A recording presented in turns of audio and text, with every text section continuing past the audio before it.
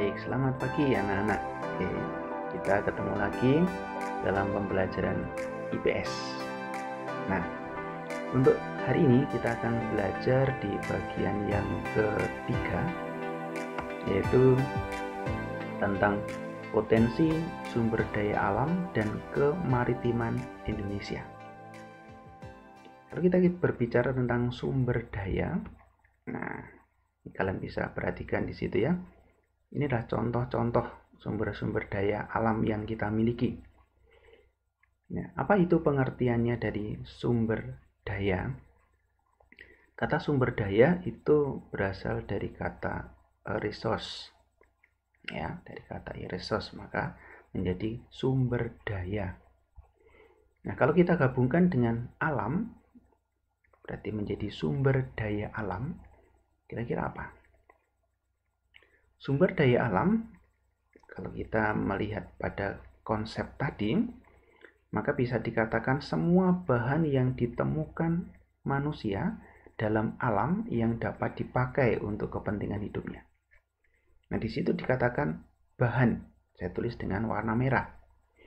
Nah, bahan itu bisa berupa benda mati ataupun juga bisa berupa benda hidup.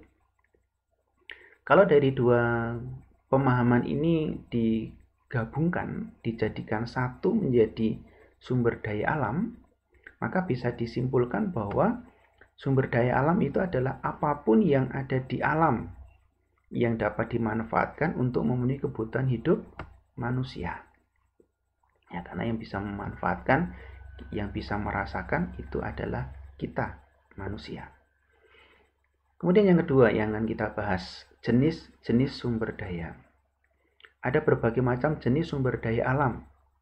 Ada penggolongannya, ada pengelompokannya. Nah, yang pertama, penggolongan yang pertama adalah sumber daya alam yang dilihat dari kemungkinan pemulihannya.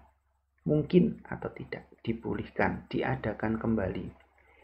Maka ada yang dinamakan dengan sumber daya alam yang dapat dipulihkan atau renewable. Berarti bisa dikembalikan lagi, berarti bisa diadakan, dipulihkan kembali. Misalkan dengan cara, kalau air, maka di situ ada siklus, ya, ada siklus dipulihkan. Misalkan tumbuh-tumbuhan atau hewan, berarti bisa dikembang biakan, itu bisa kita pulihkan. Tetapi dipulihkan di situ juga perlu waktu yang sangat lama. Kita nggak bisa seperti semudah membalikan telapak tangan kita. Kemudian yang kedua, sumber daya alam yang tidak dapat dipulihkan, non-renewable. Berarti kalau benda tersebut sudah kita gunakan dan benda itu habis, ya sudah selesai. Kita nggak akan menemukan lagi, kita nggak akan bisa mengadakan kembali. Ya, misalkan minyak bumi itu sumber daya alam yang tidak dapat dipulihkan, habis ya sudah, tidak akan ada lagi. Perlu juga waktu yang sungguh sangat-sangat lama. Kemudian yang ketiga, sumber daya alam yang tidak akan habis atau punah. Dan bahkan ini bisa dikatakan gratis. Berlebih misalkan. Contoh, kita setiap hari menggunakan apa? Kita setiap hari bernafas, ya kan? Apa yang kita hirup? Udara. Habis enggak udara? Tidak. Sinar matahari. Habis enggak sinar matahari? Tidak. Nah, ini adalah sumber daya alam yang tidak akan habis atau tidak akan punah. Continue, terus menerus. Kemudian yang berikutnya, yang kedua, jenis sumber daya alam yang dilihat dari potensinya. Ya, potensi. Satu, ada sumber daya alam nabati. Kalau dikatakan nabati, itu kira-kira berasal dari mana?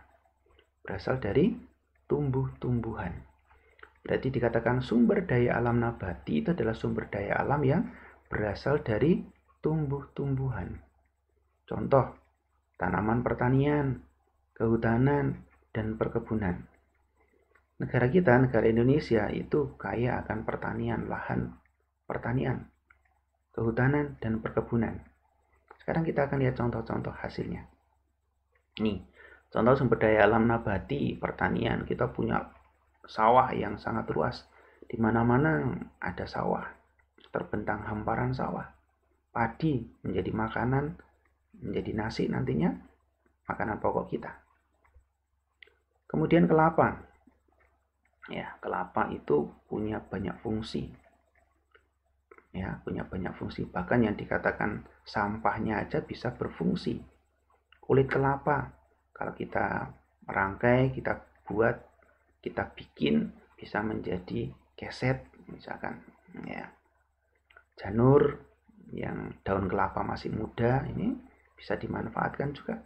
Buah kelapa tentunya yang masih muda, seger, siang-siang kita minum air kelapa. Tanaman karet. Ya, tanaman karet ini contoh ada orang yang sedang mengambil getah karetnya. Kemudian ini adalah batang-batang atau pohon-pohon dari karet. Ini punya banyak fungsi juga. Salah satunya kalau kita lihat kendaraan, pasti di situ ada dari karet, yaitu bannya. Oke. Kemudian kelapa sawit. Ya, kelapa sawit ini juga bisa dimanfaatkan sebagai minyak goreng dan juga bisa diambil menjadi margarin kalau diolah. Kemudian hasil perkebunan. Ya, ada banyak. Ini adalah kopi. Ya. Kopi ini punya banyak fungsi juga. Bisa untuk minuman, tentu mungkin ada dari orang tua kalian, papa mama kalian suka minum kopi. Nah, ini jadi biji-biji kopi yang seperti ini. Untuk obat-obatan juga bisa untuk penghilang bau apa saja. Kalau kalian misalkan pergi ke toko yang menjual pewangi gitu ya, kalian mencoba baunya wangi A, kemudian di situ disediakan biji-biji kopi ya di gelas yang kecil, kalian hirup dulu, bau dulu, kemudian menghirup bau yang lain. Nah, tujuannya apa? Menghilangkan bau yang sebelumnya. Kemudian cengkeh. Ya, ini juga hasil dari perkebunan. Bisa cengkeh untuk rokok, untuk obat-obatan, juga bisa untuk campuran kue biar rasanya menjadi lebih enak. Kemudian tembakau. Nah, ini adalah daun-daun tembakau. Ini yang diambil, ini yang difungsikan untuk rokok, juga untuk obat-obatan. Kemudian teh. Nah, teh ini tentu kita tidak asing dengan teh. Kita suka minum teh kan? Biasanya, apalagi kalau siang, kita bikin teh yang dingin, wah, seger, gitu kan? Menjadi minuman, tetapi juga untuk obat-obatan. Itu yang pertama, potensinya. Kemudian yang kedua, dilihat dari sumber daya alam hewani. Kalau dikatakan hewani pasti tentu di situ berasal dari hewan. Contohnya adalah peternakan dan perikanan. Nah, untuk peternakan dikatakan peternakan karena hewan tersebut diternakkan, dibudidayakan. Contohnya misalkan sapi, kambing, ayam, bebek. Nah, ini adalah hasil dari peternakan. Ya, daging-dagingnya yang dimasak, kemudian kita makan, kita konsumsi, itu dari peternakan. Tetapi juga bisa sumber daya alam hewani dari perikanan, terutama ini adalah untuk perikanan darat. Kemudian yang ketiga, sumber daya alam mineral. Ya. Sumber daya alam mineral itu adalah sumber daya yang diperoleh dengan cara menggali tanah karena berada di bawah permukaan tanah. Dan ini berupa batuan-batuan yang mengandung bahan-bahan mineral. Kalian bisa perhatikan. Ini adalah gambaran dari lapisan permukaan bumi kita. Kenapa dikatakan lapisan? Karena bumi kita itu terdiri dari berlapis-lapis. Dari mana lapisannya? Lapisannya berasal dari endapan-endapan. Dari mana endapan? Endapan berasal dari pelapukan yang diangkut, yang dipindahkan. Sehingga kemudian terjadi timbunan-timbunan atau endapan, atau istilahnya adalah sedimentasi. Nah, di bawah dari endapan tentu di situ ada material-material yang menyusun, yang tertumpuk juga. Mungkin ada tumbuh-tumbuhan, ada hewan-hewan, bahkan ada jasad-jasad manusia dulu yang mati, yang meninggal, kemudian tertimbun. Nah, di situ membentuk jasad-jasad dan akhirnya bisa berupa, bisa batu bara, bisa berupa minyak, bisa berupa gas bumi, dan segala macamnya. Ini kalau kalian perhatikan di sini ada gas, ya. Ini ada di sini juga, ada di sini. Nah, ini sama. Kenapa? Karena dia mengalami pemotongan, terjadi terpotong. Ya, pergerakan dari lempengan bumi kalau kita kembali pada letak geologi, ya. Kemudian yang berikutnya, ada sebaran potensi mineral strategis Indonesia. Nah, strategis itu bernilai ekonomi, punya nilai ekonominya, punya nilai jual. Misalkan ada bauksit, ada emas, ada tembaga, ada timah, dan segala macamnya. Nah, ini persebarannya ada di sini. Kalau kalian perhatikan dalam peta ini, kita mempunyai banyak sekali potensi-potensi mineral yang tersebar di seluruh wilayah Indonesia. Ya. Oke, lanjut berikutnya. Ini contoh batu-batuan yang bernilai ekonomi. Tadi dikatakan ekonomi karena punya nilai jual. Ya, punya nilai jual. Ya, misalkan untuk perhiasan-perhiasan itu kan mempunyai nilai jual yang sangat tinggi. Kita mau beli perhiasan emas dari emas gitu ya. Ya, itu nilainya kan besar. Mahal harganya. Kemudian yang keempat, sumber daya air. Nah, air itu merupakan sumber daya yang sangat penting untuk kelangsungan hidup manusia, tapi juga untuk makhluk hidup yang lain. Nah, dikatakan penting, kenapa penting? Karena air itu adalah sumber kehidupan. Kita sebagai manusia tidak minum, kekurangan air, kita bisa mati. Maka jangan lupa ya, kalau kalian sudah haus harus minum. Ya. Kalau kalian minum berarti tubuh kalian disegarkan kembali.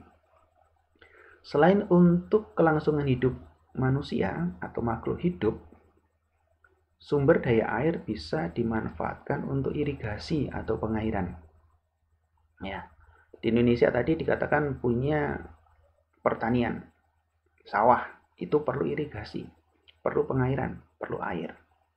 Perikanan, terutama adalah perikanan darat. Sumber listrik, tenaga air listrik kita itu sebagian besar bersumber dari air. Jadi sungai yang mengalir, kemudian dibendung, dari bendungan kemudian menggerakkan kincir, turbin, dari situ menghasilkan listrik. Ya, jadi kalau seperti musim kemarau yang kekurangan air, maka pasokan listrik juga bisa mengalami kekurangan, maka kita juga harus berhemat. Selain itu juga bisa dimanfaatkan untuk transportasi. Karena tidak semua daerah itu berupa daratan. Tapi ada daerah yang satu dengan yang lainnya dipisahkan oleh sungai yang luas. Maka di situ perlu adanya transportasi. Menghubungkan antara satu daerah dengan daerah yang lainnya tadi. Kemudian sumber daya alam yang lain yang Indonesia juga miliki, selain tadi yang sudah saya sebutkan, kita juga punya tanah yang subur. Pelajaran yang sebelumnya, materi yang sebelumnya kita belajar tentang dari letak geologisnya lagi, bahwa dengan adanya geologi Indonesia, maka di situ kita mempunyai banyak gunung berapi. Dari gunung berapi yang mengalami letusan, maka di situ bisa menyebabkan tanah kita mempunyai tanah-tanah yang subur, ya, dari hasil letusan. Iklim yang cocok untuk berbagai keperluan. Nah, ini dilihat dari astronomisnya. Ya, astronomisnya secara iklim. Kita masih ingat kan? Pembagian iklim didasarkan dari garis lintangnya. Kemudian yang ketiga, hutan yang kaya. Kita memiliki hutan yang sangat luas.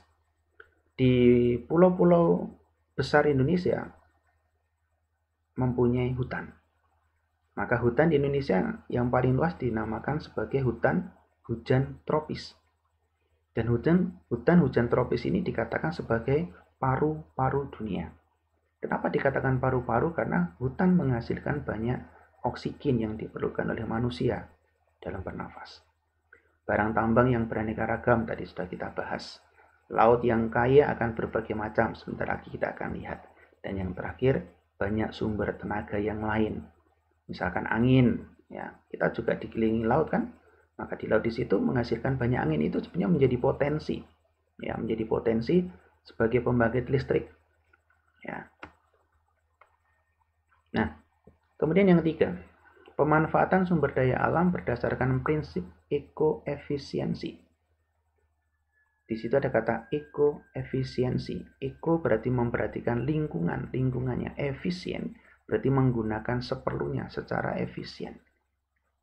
Nah, di dalam pemanfaatan sumber daya secara prinsip ekoefisiensi, maka kita harus mengubah pemikiran pengelolaan lingkungan hidup dari pendekatan atur dan awasi menjadi atur diri sendiri.